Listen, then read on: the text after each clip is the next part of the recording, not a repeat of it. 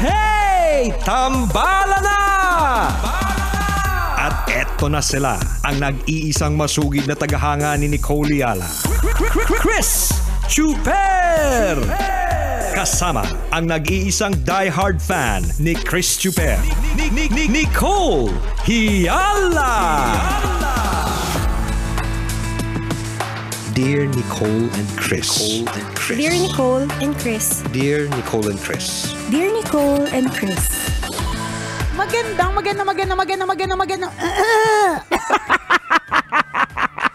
Alam mo, ano yun eh, yung nasamid ng matanda ganon. Hindi samid ng dalaga eh. Hindi rin Yung samid ng bata. Hindi talaga. Yung samid talaga siya ng maedad. Alam mo na. Medyo nabingi nga ako ng konti. Para pumasok sa tenga ko yung plema, ganon. Akala ko parang naalala ko talaga yung lola ko. Parang ganon na nga. Ayan. Nandito kasing lahat sila sa ilong ko partner. Take 2. Yan. Magandang morning. Luzon, Visayas at Mindanao Metro and Mega Manila. It's a Feel Good Tuesday. Hi, partner! Naisip ko na yung gagawin mo. Alin? Saan? Di ba magaling kang sumipsip ng sipon? Ako? Paano mo naman nalaman na talent ko yan? Sige nga, kung talagang talentado ka, sipsipin mo nga yung sarili mo sipon. Mamaya. Hindi ko papakita. Mamaya baka mag-trending. Ay, nakakaloka. Parang nandito kasi siya sa nasa may, ano ba to? Sasabihin ko sana utak, kaya lang wala pala akong utak. At saka yung utak nasa pagitan ng kilay niya. True. Yung tinuturo ko yung pagitan ng kilay ko. Ay, nako. Anyway, sana po wala po kayong garalgal. Wala kayong na parang bang matanda, di ba? Kasi kapag may ganyan na klase na nararamdaman, ibig sabihin may kaunti lang naman na discomfort, yes. Di ba? So kung wala kang nararamdaman na ganyan, kung okay ka, nakakahinga ka na maayos, hindi ka nangungongo, hindi ka napapaos, di ba? Isang bagay na dapat mo ipagpasalamat today. Laban lang po tayo. Minsan talaga, ang hirap lumaban kapag ang daming problema. Parang paano lalaban? Parang, totoo yun, di ba? Yung Paano yung sinasabi ng tambalan na laban? Parang ang hirap gawin. Ang dali laging sabihin, pero ang hirap gawin. Totoo yun. Pero bilang mga tao, totoo yun, mga kaibigan. Minsan maniwala din tayo, may kanya-kanya tayong kakayahan eh. Diba? Kaya nga tayo naging tao kasi meron tayong kakaibang ability. Diba? Meron tayong kakayahang mag-isip. Yan. Meron tayong kakayahang kumilos. Correct. Na tayo lang ang makakagawa ng mga tao. Isipin mo kung yung aso nga, diba, nagutom sila, nagkasakit sila. Nagagawa diba? nila ng paraan, diba?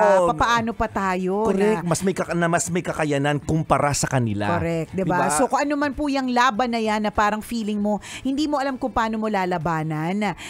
Makakayanan mo lang. Siguro ang magandang gawin, kahit na mahirap, kasi alam mo naman tayo kapag tayo namumblema o meron tayong mga iniisip, ang dapat gawin is itong araw lang munang isipin. Yes. Yan, 'di ba? Kasi minsan ang layo na kagad ng iniisip natin paano ko maso-survive yung next 6 months o kaya paano ko maso-survive itong taon na ito. Bago po natin itanong yan, itanong mo muna, i-survive muna natin today, 'di ba? Yun na muna.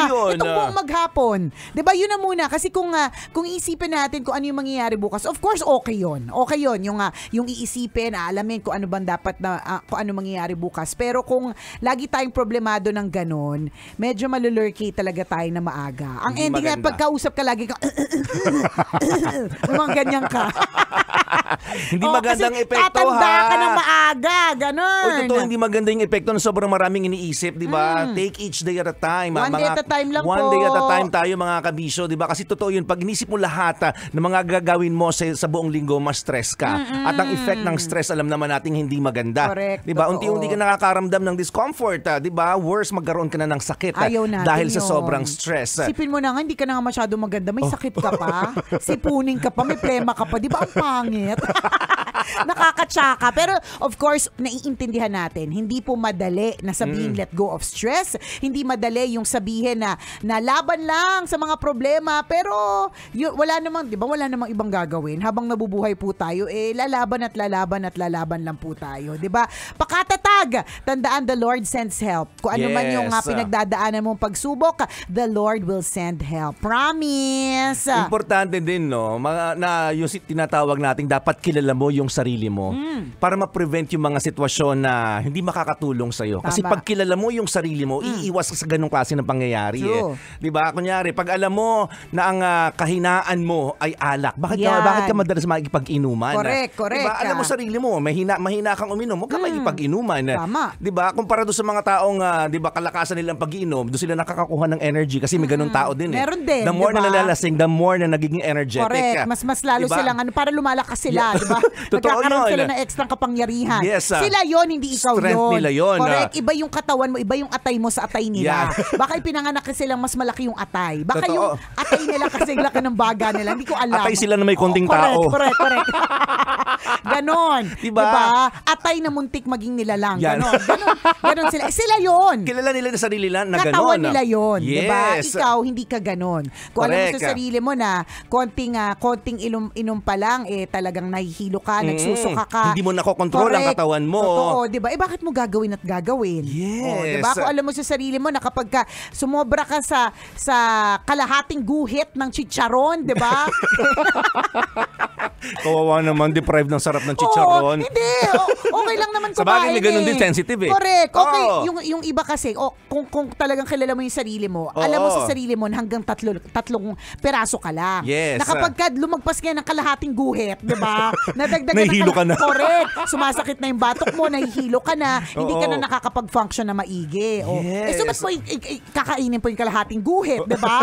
So, dapat kilala mo yung sarili mo. So, kung alam mo sa sarili mo na kapag ganitong sitwasyon, sumasakit yung puso ko o nagkakaroon na, hahanap ka ng paraan para hindi sumakit yung puso mo, di ba? So, dapat ganon. Dapat Alam mo ang sarili mo. memorize na natin yung katawan natin. Ganyan, di ba? Agree ako doon, mga kaibigan, kasi minsan nagugulat tayo sa nangyayari pero kagagawan din natin kasi hindi mo inalaw yung sarili mo na kilalanin ito. Diba? Inom ka Bakit ng inom. kasi, ayan ang sinasabi Oo. natin eh. Kinikilala mo yung katawan ng iba. Yung sarili mong pangangatawan, hindi mo kilala. Hindi mo, di ba dapat alam na natin kung kailan tayo magkakasipon? Yes. Dapat alam na natin. Kung kailan ka nagagalit. Correct. Dapat alam mo kung Alam kailan na ka natin. nalulungkot.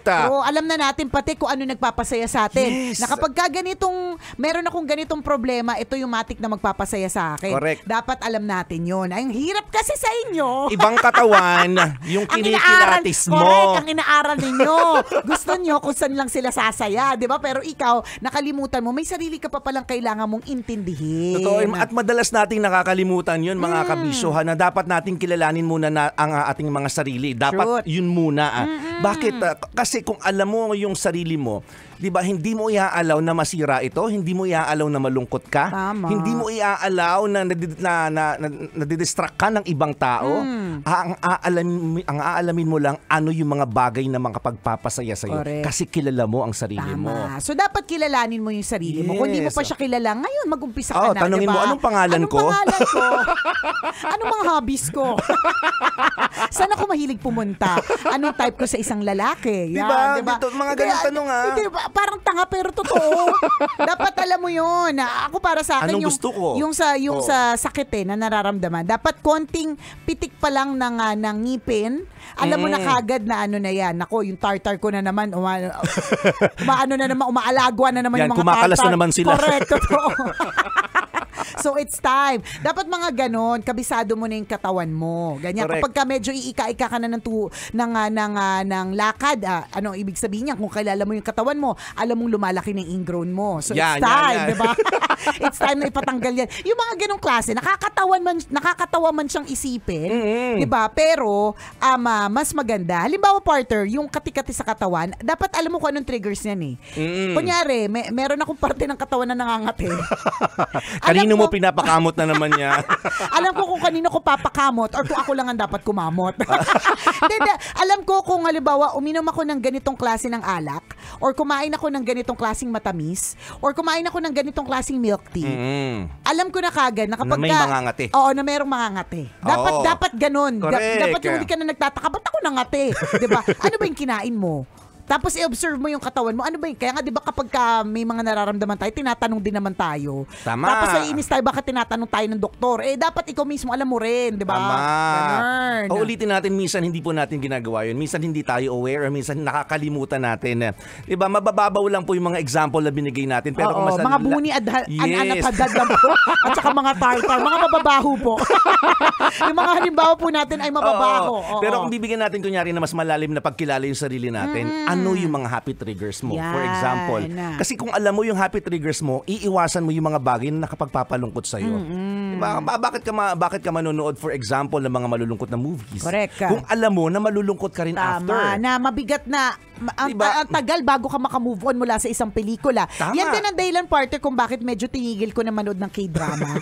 Oo, Hanggang pagpasok mo kinabukasan, dala-dala mo. dala-dala ko siya. Tapos yung dala-dala ko siya hanggang panaginip, ganyan. Ganon. Tapos ang tagal bago ko makamove on dun sa crush ko dun sa bida. So, in the first place, di naman kayo magkakilala. Diba? Pero isipin mo, ang tagal ko mag-move on. Diba? So parang, yun na, alam ko sa sarili ko hindi na makapag-function na maigi. Pero kung halimbawa, tsaka tama ka dyan, partner, alam ko din yung mga panoorin na gusto ko lang siya panoodin pag gusto ko lang magpaantok or gusto kong sumaya ko o gusto kong mag-isip ako. Correct. Yan, diba? So dapat knowing mo yan. Totoo yun. Makakatulong rin yan sa sarili mo, kabisyo. Di ba't kunyari, pag tayo, niyayang kunyari manood ng, sa comedy bar, di ba, ng mga comedy show, Yan. may mga taong aligaga kasi gusto nila yun eh.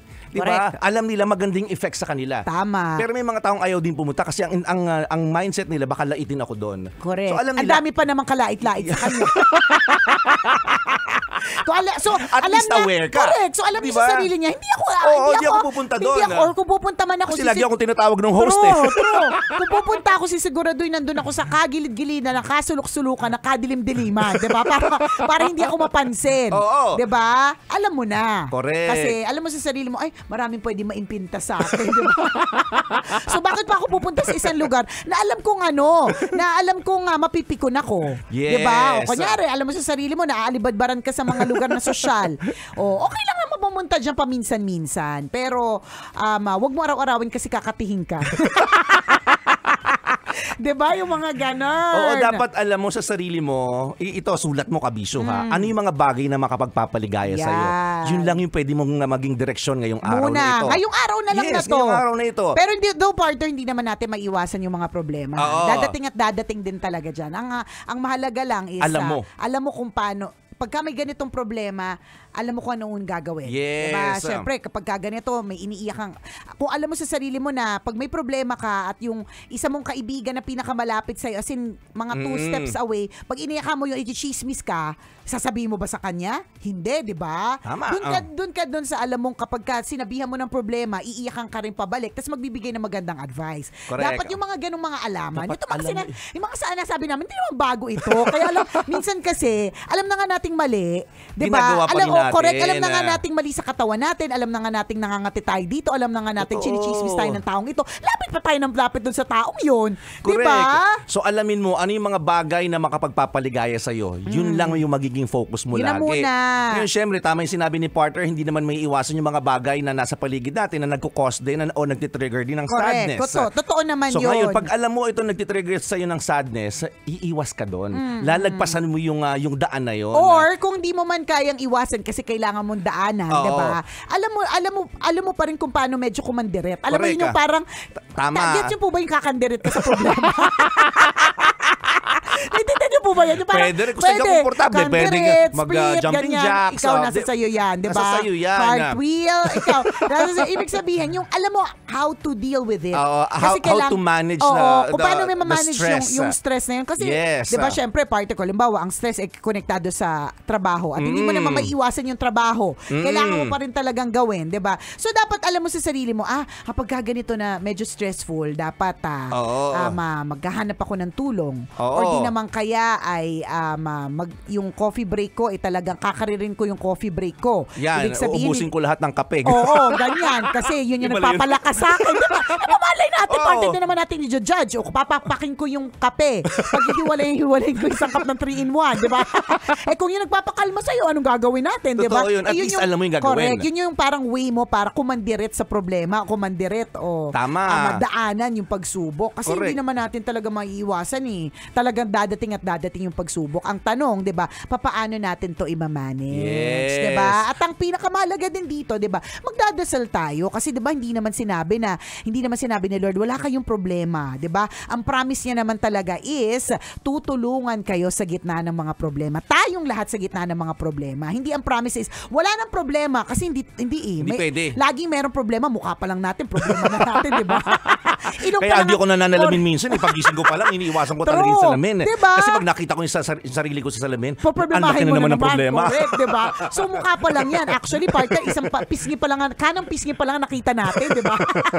Hindi pa tayo pumunta sa kaliwa. So, may mga ganyan talaga. Pagdadaanan talaga yung mga problema. Pero ang pinaka-importante ay paano tayo kakandirit sa gitna ng mga problema, hanapan ng joy pa rin ang mga eksenang ganyan para hindi tayo mabaliw ng tuluyan. Lagi naman Kaya sinasama yan. ng tambalan, di ba? Know your happy triggers. Correct. Assignment po natin everyday Tama. yun. Alamin po natin, ano ba nagpapasaya sa akin? Gawin mo lang. True, lalo. Maraming salamat sa pagtutak. Muli ako po si Nicole Yala. At ako naman si Cambio kay Chris Chuper. Na nagpapaalala, una magdasal ka para mabuhay ka, pangalawa mag-toothbrush ka para mabuhay naman iba. Yun!